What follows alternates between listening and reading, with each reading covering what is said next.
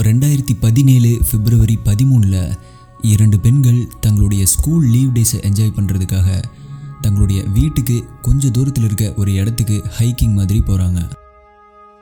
ஒரு 2 மணி நேரத்தில் திரும்ப வந்துடலாம் அப்படின்னு தான் போகிறாங்க. அது மதிய நேரமாக இருந்தாலும் தவறான நேரத்தில் தவறான இடத்துல ஒரு கொடுமையான சூழ்நிலைக்கு தள்ளப்பட்ட அவங்க திரும்ப வீட்டுக்கு உயிரோட வர முடியலை. ஒரு நாள் கழித்து அவங்களுடைய உடல் கண்டுபிடிக்கப்படுது. அப்போது அவங்களுடைய ஃபோனில் ஒரு வீடியோ ரெக்கார்டிங் இருக்குது. அதுதான் இந்த கேஸை இன்னும் பயங்கரமான ஒன்றா மாற்றுச்சு. அப்படி அந்த ஃபோனில் என்னதான் இருந்துச்சு, எப்படி இவங்க இறந்தாங்க அப்படிங்கிறது தான் இந்த வீடியோவில் நம்ம பார்க்க போகிறோம். இந்த மாதிரியான இன்வெஸ்டிகேஷன் வீடியோஸ் உங்களுக்கு ரொம்பவே பிடிக்கும் அப்படின்னா இப்போவே சேனலை சப்ஸ்கிரைப் பண்ணிவிட்டு பக்கத்தில் இருக்க பெல் ஐக்கானில் ஆல் அப்படிங்கிறத செலக்ட் பண்ணிக்கோங்க. நீங்கள் பார்த்துட்டு இருக்கிறது டாப் 5 தமிழ். நான் சரவணன். வாங்க இன்னைக்கு வீடியோக்குள்ளே போகலாம்.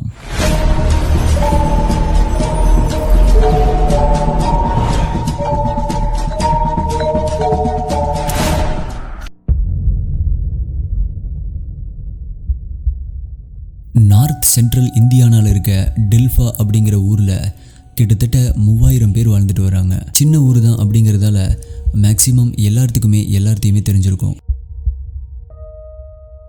அந்த ஊரில் தான் ரொம்பவே ஸ்வீட்டான, ரொம்பவே இன்னசென்ட்டான 13 வயதான அபி வில்லியம்ஸ் மற்றும் 14 வயதான லிபி ஜெர்மன் அப்படிங்கிற சின்ன பொண்ணுங்க இருக்காங்க. இவங்க 2 பேருமே ரொம்ப க்ளோஸ் ஃப்ரெண்ட்ஸ். அது மட்டும் இல்லாமல் குணத்திலையும் பழக்க வழக்கத்திலையும் ரொம்ப ஒரு நல்ல பொண்ணுகளாக இருக்காங்க. லிபி ஒரு தைரியமான ஒரு பொண்ணாக இருக்காங்க. ஆனால் அபி அமைதியாகவும் அதிகமாக யார்கிட்டையும் பேசாமல் ரிசர்வ்டு டைப்பாக இருக்காங்க. இவங்க 2 பேருமே இறப்பதற்கு முன்னாடி நாள் இரவு லிபியுடைய வீட்டில் தான் 2 பேருமே ஒன்றா தூங்குறாங்க. அடுத்த நாள் காலை, அதாவது பிப்ரவரி 13, 2017 திங்கட்கிழமை அன்னைக்கு ஸ்கூல் லீவ் அப்படிங்கிறதால இன்றைக்கி என்ன பண்ணலாம் அப்படின்னு யோசிச்சு பக்கத்தில் இருக்க மோனான் ஹை பிரிட்ஜ் அப்படின்னு அழைக்கப்படுற இடத்துக்கு ஹைக்கிங் போகலாம் அப்படின்னு முடிவு பண்ணுறாங்க. அதனால லிபியுடைய அக்காவான ஜெர்சி கிட்ட தங்களை அங்கே கூட்டிகிட்டு போகும்படி கேட்குறாங்க. ஆனால் ஜெர்சி அன்னைக்கு தன்னுடைய பாய் ஃப்ரெண்ட் கூட வெளியே போகிற பிளான் இருந்ததால் கண்டிப்பாக நான் உங்களை ட்ராப் பண்ணுறேன், ஆனால் 2 கண்டிஷன் இருக்குது அப்படின்னு சொல்கிறா. ஃபஸ்ட்டு கண்டிஷன், லிபியுடைய பாட்டி நீங்கள் அங்கே போகிறதுக்கு பர்மிஷன் கொடுக்கணும். செகண்ட், நான் உங்களை திரும்ப கூப்பிட வர முடியாது, அதனால் நீங்கள் வேறு யாராவது அரேஞ்ச் பண்ணிக்கணும் அப்படின்னு சொல்கிறா. லிபி அவங்க பாட்டிக்கிட்ட பர்மிஷனும் வாங்கிடுறா. ஆல்சோ அவங்கள திருப்பி கூப்பிட்டு வர்றதுக்காக லிபியுடைய அப்பா கிட்ட சொல்லி அரேஞ்சும் பண்ணிடுறா. அபி அண்ட் லிபியை அன்னைக்கு மதியம் 1 மணி அளவில் மோனான் ஹைபிரிட்ஜுடைய பார்க்கிங் லாட்டில் இறக்கி விடுறாங்க ஜெர்சி. லிபி கிட்ட பாய் அப்படின்னு சொல்லிட்டு லவ் யூ லிபி அப்படின்னு சொல்லிட்டு அங்கேருந்து கிளம்புறாங்க ஜெர்சி.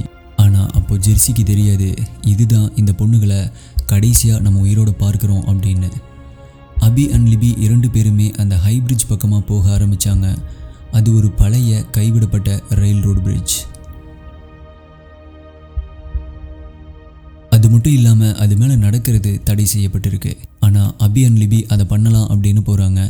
அந்த ஏரியாவில் இருக்க நிறைய பேர் இதை ஏற்கனவே பண்ணியிருக்காங்க. அதனால் இது ஒரு காமனான ஒன்று தான். அது மட்டும் இல்லாமல் லிபி ஏற்கனவே இங்கே நிறைய முறை வந்திருக்கா. ஆனால் அபிக்கு இதுதான் முதல் முறை. கடைசியாக அந்த பிரிட்ஜு கிட்ட இவங்க போகிறாங்க. இங்கே இருந்து தான் விஷயம் தலைகீழாக மாற ஆரம்பிக்குது.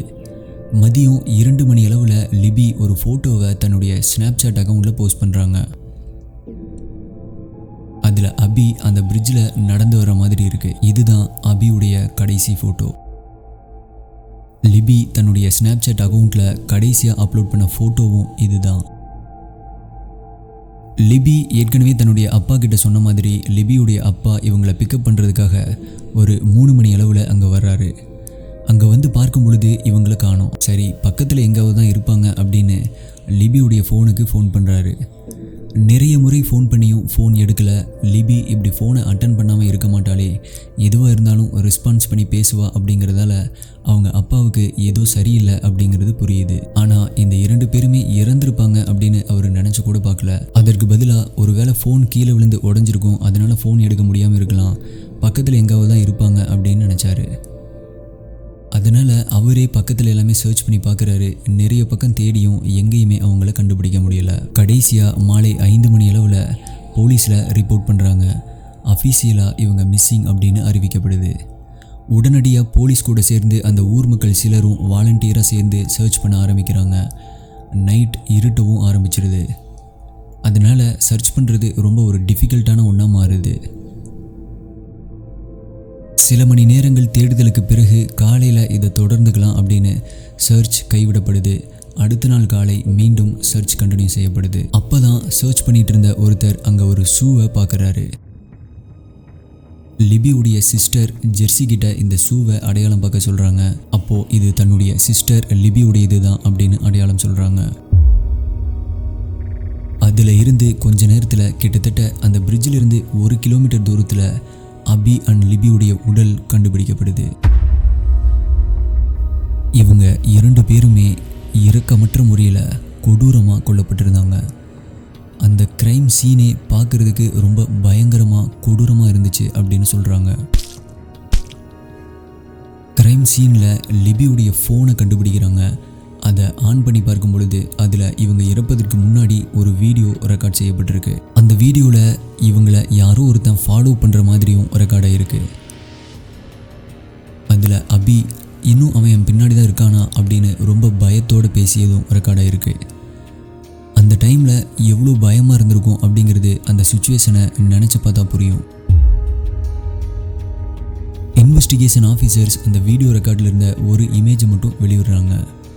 மேலும் ஒரு ஆடியோவையும் ரிலீஸ் பண்ணுறாங்க. அதில் அந்த நபர் அந்த பொண்ணுங்களை டவுன் த ஹில் அப்படின்னு சொல்கிறது இருந்துச்சு.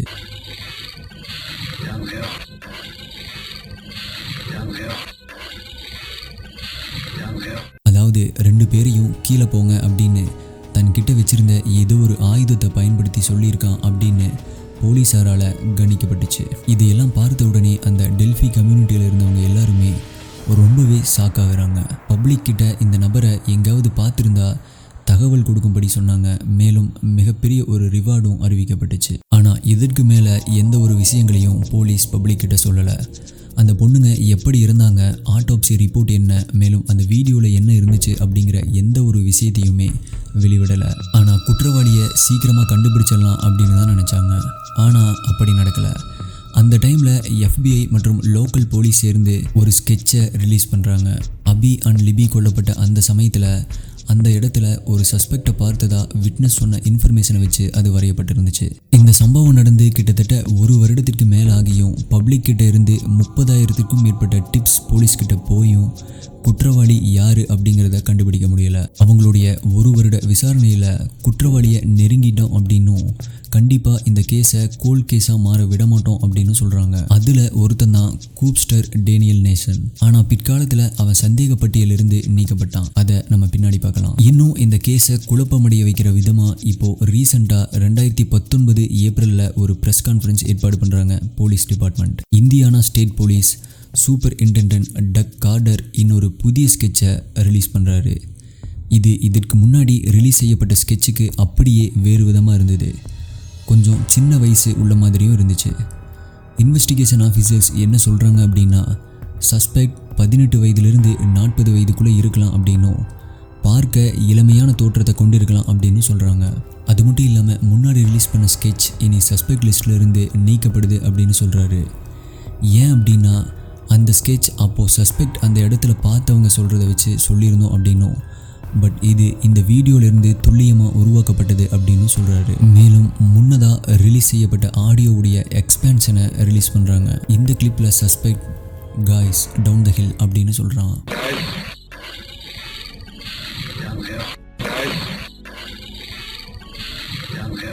மேலும் லிபிஸ் ஃபோனில் ரெக்கார்ட் செய்யப்பட்ட வீடியோவுடைய சின்ன பகுதியையும் ரிலீஸ் பண்ணுறாங்க. அதில் சஸ்பெக்ட் இவங்களை பார்த்து நடந்து வர்றது தெரியுது. இந்த வீடியோ கிளிப்லேருந்து சஸ்பெக்டுடைய பாவனைகளை கவனிக்க முடியும். இதிலிருந்து யாராவது மேலே உங்களுக்கு சந்தேகம் இருந்துச்சு அப்படின்னா எங்ககிட்ட சொல்லுங்கள் அப்படின்னு போலீஸ் கேட்குறாங்க. மேலும் இந்த கான்ஃபரன்ஸில் பேசிய இந்தியானா ஸ்டேட் சூப்பரிண்டெண்டன்ட் ரொம்ப எமோஷனலாக டைரக்டாக அந்த கில்லருக்கே சவால் விட்டார். To the killer who may be in this room. We believe you are hiding in plain sight. அவர் என்ன சொல்கிறாரு அப்படின்னா அந்த கில்லர் நம்மளை சுற்றி தான் இருக்கான், இங்கே என்ன நடக்குது அப்படின்னு எல்லாம் பார்த்துட்டு தான் இருக்கான். மேபி அவன் இந்த கான்ஃபரன்ஸ் ரூமில் கூட இருக்கலாம் அப்படின்னு சொல்கிறாரு. கண்டிப்பாக உன்னை பிடிப்போம் அப்படின்னு அந்த கான்ஃபரன்ஸில் ரொம்ப எமோஷ்னலாக சொல்கிறாரு. One day you will. மேலும் அவர் ஏற்கனவே இந்த கில்லரை இன்வெஸ்டிகேஷன் பண்ணி இருக்கலாம் அப்படின்னும் அந்த கில்லர் கூட்டத்தில் ஒருத்தனாக இருந்து வாட்ச் பண்ணிட்டு இருக்கலாம் அப்படின்னு சொல்கிறாரு. மேலும் இந்த டெல்ஃபி கம்யூனிட்டியில் இருக்க அந்த ஊரில் இருக்க ஏதாவது ஒருத்தனாக தான் இருக்கணும், அப்படி இல்லை அப்படின்னா ரெகுலராக இந்த ஊருக்கு வந்துட்டு போகிற ஒருத்தனாக தான் இருக்கணும் அப்படின்னு சொல்கிறாரு. இந்த கேஸில் இந்த 3 வருஷத்தில் 4 சஸ்பெக்ட்ஸை பிடிச்சி இவங்களாக தான் இருக்கணும் அப்படிங்கிற அளவுக்கு கேஸ் வந்துச்சு. அவங்க யார் யார் எதனால் அவங்கள சந்தேகப்பட்டாங்க அப்படிங்கிறதும், மேலும் கண்டிப்பாக கில்லர் ஒருத்தன் கிடையாது 2 பேராக இருக்கலாம் அப்படின்னு சொல்லப்பட்டுச்சு. ஏன் அப்படின்னா 2 வளர்ந்த பெண்களை ஒருத்தனால் கட்டுப்படுத்தி கீழே கூட்டிகிட்டு போய் கொண்டு இருக்க முடியாது அப்படின்னும், அதனால் இதில் 2 பேர் இருக்கலாம் அப்படின்னும் நிறைய தியரிகள் இருக்குது. இந்த சஸ்பெக்ட் டீட்டெயில்ஸ் மற்றும் இந்த தியரி வீடியோ வேணும் அப்படின்னா பார்ட் 2 வேணும் அப்படின்னு கமெண்ட் பண்ணுங்கள். கமெண்ட்ஸை பொறுத்து பார்ட் 2 பண்ணுறேன். இந்த சம்பவம் நடந்து 3 வருடம் ஆகியும் இப்போதைக்கு the case remains unsolved.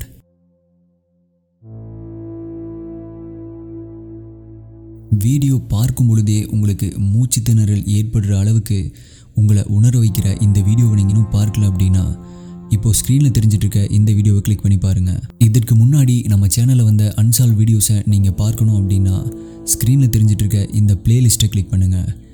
இதே மாதிரி இன்னொரு வீடியோவில் மீட் பண்ணுறேன். நன்றி, பாய்.